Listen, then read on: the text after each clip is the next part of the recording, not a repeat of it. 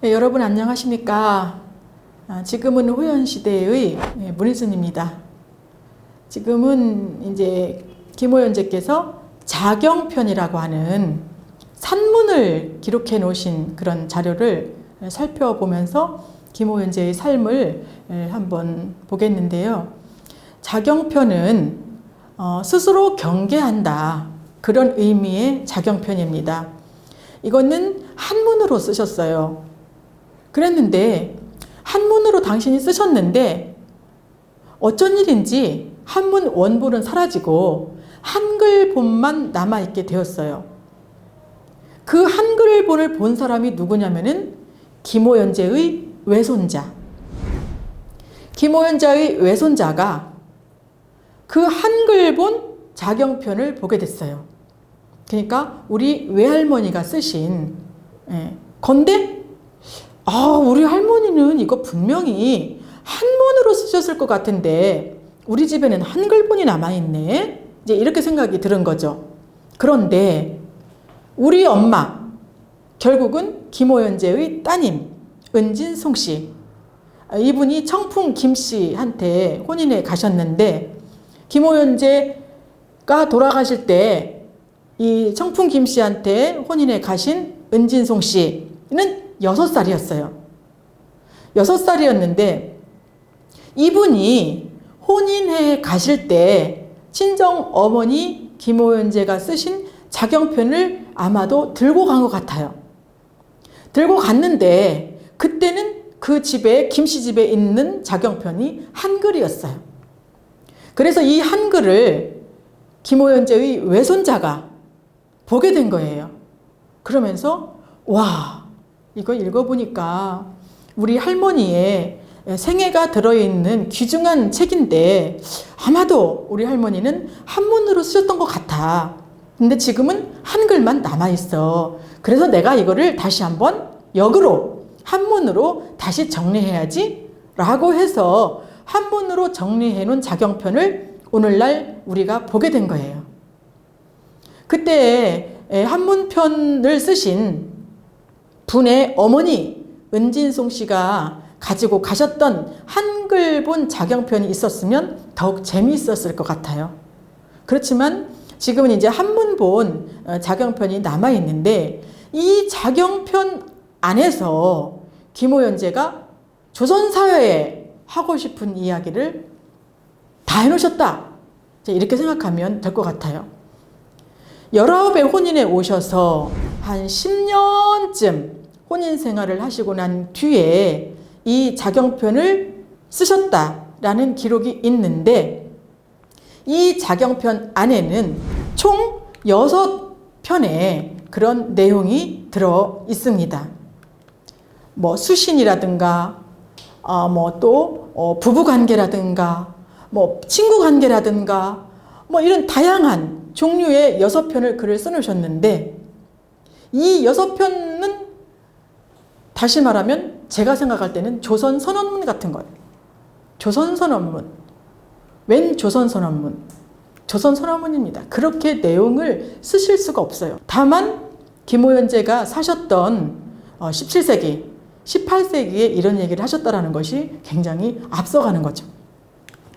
그리고 또 조선 남자들한테 말씀하시는 걸로 비춰지는데 늘 여성들에게 가장 그 문제가 됐던 게 남자의 그 또 다른 부인들, 정상적인 혼인 관계가 아닌 그 첩실 두는 문제, 이게 정말 조선 여성들한테는 골칫거리가 아닐 수 없어요. 그래 김호연제께서는 이런 얘기를 하시죠. 남성들이요, 그대들이 만들어 놓은 첩실은 우리들한테는 적국이야. 직접 쓰신 표현입니다. 적국이라고. 그런데 적국을 만난 본처들이요, 왜 그 적국과, 물론 적국은 대항해서 무찔러서 싸워서 이겨야 할 대상이 물론 적국이죠. 그렇지만 그 과정이 얼마나 힘듭니까? 말도 험하게 되고 분노하고 원망하고 그런 진한한 과정들이 있잖아요. 그러니까 호연제께서는 이런 말씀을 하시죠. 조선 남성들이 우리의 적국 첩실을 두었어. 그런데 우리가 그 첩실들과 대항을 하다 보면 자세히 까놓고 보자. 첩실 잘못이냐 내 잘못이냐. 확실히 놓고 보면 누구 잘못입니까, 여러분? 그 남자 잘못이잖아요. 뭐 잘못을 논하기 이전에 문제의 핵심에 그 남자가 있는 거잖아요. 그런데 적국과 내가 왜 분노, 원망, 입에 담을 수 없는 구업을 지으면서 그렇게 싸워야 되느냐. 우리는 우리의 도리를 지키자. 지킬 뿐이다. 그 타인의 잘못을 왜 내 몸에 끌어와서 이렇게 내가 더럽혀지냐. 인내하고 나를 수신하고 근신할 뿐이다. 이런 말씀들을 또 하시거든요. 그래서 그런 다양한 조선사회에 고하는 그런 형태의 글들이 바로 이 자경편 산문 안에 다 들어 있습니다. 그래서 사실 김호연제의 글을 읽다 보면 시는 시, 편지면 편지, 산문이면 산문, 이런 모든 것들이 우리에게 달고 짜고 시고 쓰고 맵고 그런 모든 그런 맛들을 다 표현해서 얘기해 주시는 그런 문장들을 많이 쓰고 계시다라는 거죠. 여러분들도 이 시간 이후에도 깊은 관심을 갖고 한번 살펴보신다면은 김호연제의 그 글들에 바로 동화되는, 뭐 때로는 조선 사회를 이해하는 그런 코드가 될 줄로 믿습니다. 그 자경편에서는 또 이런 말씀을 하십니다. 자, 우리는 여성은 음이에요. 남성들은 양입니다. 음양, 음양오행. 우리가 다 알고 있는 그 규범이죠. 철학적. 음과 양의 차이가 있다. 그 이야기는 다시 말하자면 남과 여의 차이는 그거는 뭐 누구도 다 인정하는 거 아니에요? 남자, 여자, 음과 양. 내가 이런 차이는 인정하겠다. 그렇지만서도 우리 여성들이 우리 모두가 성현을 배워서 군자가 되고자 하는 데에는 그 대전제에는 남자, 여자, 음과 양 이런 차별이 있을 수가 없다. 군자가 목표인데 김호연제 인생 목표는 군자가 목표입니다. 군자가 되려면 그 안에 도가 있지요. 도. 인간이 가야 할 길, 인도. 이 길을 가는 데 있어서 여자니까, 음이니까 성현의 목표인 그 군자의 반열에 오를 수 없다? 아니라는 거죠. 그런데 김호연제의 이런 철학적 사유의 단초가 조선 후기 여성 철학자들인 임윤지당, 강정일당 이런 분들에게 이어져 내려갑니다. 그분들은 사실 한자리에서 그 선후배가 만난 적은 물론 없어요. 그렇지만 김호연제의 저런 철학적 사유가 임윤지당에게 전달된 거는 어떻게 알 수 있냐? 김호연제의 당질, 송문음 이런 그 형제분들하고 임윤지당이 이종간이에요. 그러니까 이분들이 송촌에 자주 오셔서 송촌의 김호연제 이야기를 들었던 것이 자연스럽게 임윤지당에게 전달된 게 아닌가, 저는 그렇게 생각을 하고 있는데, 강정일당이라고 하시는 분은 직접적으로 말씀을 하세요. 자기는 임윤지당이 내 선배다. 그분과 같이 되겠다. 이런 얘기들을 하시는데, 다시 정리하자면 김호연제에게서 출발한 남녀의 그런 차이, 그리고 음양의 차이, 이런 것들 인정한다. 그렇지만 성현의 도를 닦아서 군자가 목표점인 데에는 남녀 구분이 있을 수가 없다. 그런 대전제를 임윤지당, 강정일당이라고 하는 여성들이 이어받아서 조선 후기 여성 철학의 맥을 잡고 있다는 사실이지요. 그 출발점에 김호연제의 이 철학적 사유가 있다. 저는 그렇게 보고 싶습니다.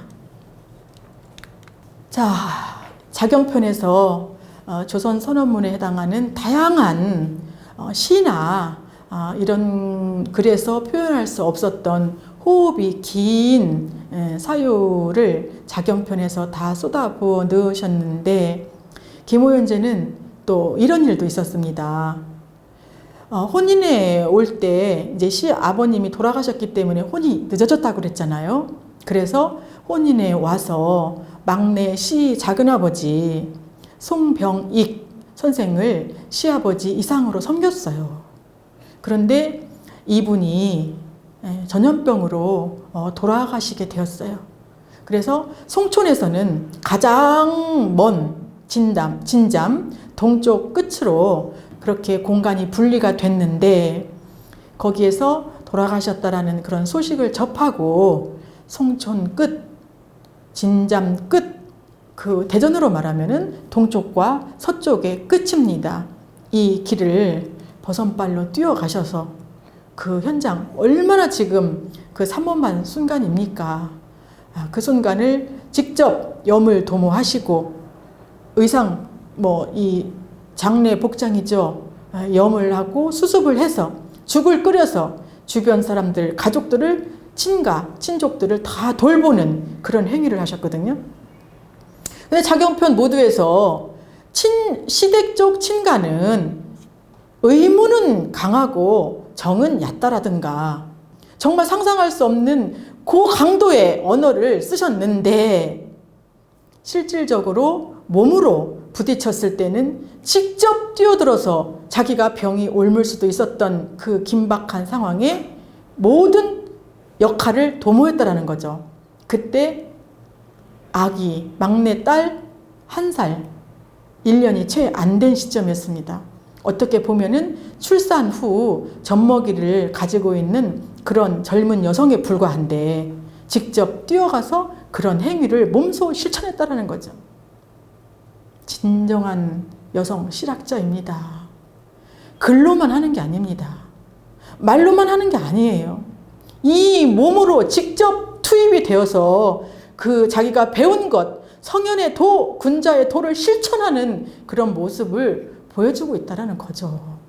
그래서 우리가 김호연제에 빠져들 수밖에 없는 지점이 아닌가, 이런 생각을 하게 됩니다. 마지막 시 하나를 읽고 맺을까 합니다. 여러분, 지금 보시는 이 시입니다.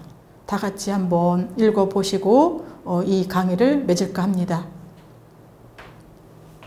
인간의 40년을 점검하니 가난과 근심, 질병의 고통이 서로 이어 있도다. 가난과 부귀, 영광과 치욕이 다 내 명이니 나는 다만 몸과 마음을 살펴 성현을 배우리라. 이 시가 40대쯤에서 지어진 시로 생각이 들어요. 왜냐하면 이분께서 첫째 줄에 40년을 점검하셨다고 하셨으니까요. 가난과 영광, 명예와 치욕, 이런 모든 것들이 내 이 몸 안에 있었지만서도 내가 갈망하고 욕망했던 모든 것들이 조선사회에서 성취되지는 못했지만서도 아무데도 써먹을 곳이 없는 그 성현의 도, 나는 죽는 날까지 성현을 배우리라. 진정한 여성 군자의 그런 모습을 보여주고 계신 시 한 편인 것 같아요.